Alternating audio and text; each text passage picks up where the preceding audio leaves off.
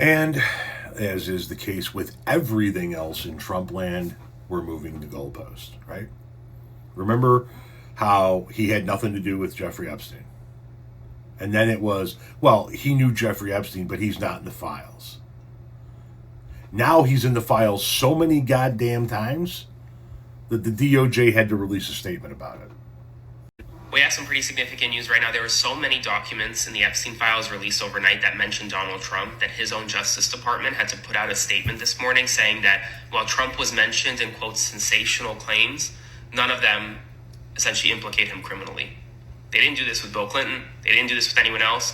They're literally protecting Donald Trump in real time, and I want to show you this. This is a statement released by the Justice Department this morning, and I quote, "The Department of Justice has released the nearly 30,000 more pages related to Jeffrey Epstein.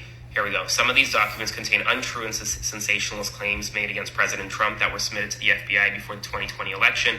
To be clear, the claims are unfounded and false, and if they had a shred of credibility, they certainly would have been weaponized against President Trump already." I have a few problems with the statement. Number one, it mentions only Donald Trump. It doesn't mention Bill Clinton or any other third party that hasn't been charged. This is literally the DOJ protecting one person. And number two, the way they frame this, they certainly would have been weaponized against President Trump already. No. If any of these claims had credibility, then the Justice Department would have investigated them and pursued them. That's not weaponization, that's them doing their job. While it's important to note that just because a tip was made to the FBI doesn't mean that there is any evidence of criminality, that's not called weaponization, and it's this Justice Department's responsibility to be neutral, not to be the president's attorney.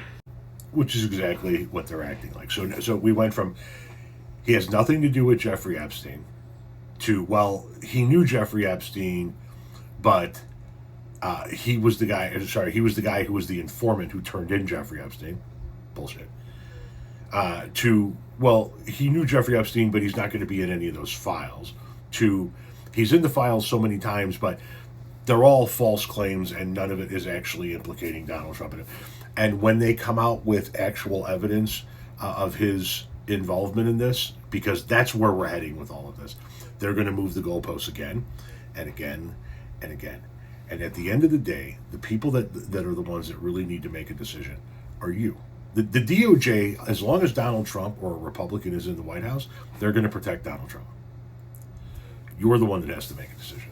Are you going to continue to support and protect and defend a pedophile? Every time we get another dump, every time we get another release, every time we get more information, it's more damaging for the sitting president. Tom, it's more damaging for Bill Clinton too. Then arrest him too. I don't give a fuck about Bill Clinton. Throw him in a prison cell with Donald Trump. This gets more and more damaging for Donald Trump. How much longer are you going to continue to protect a pedophile?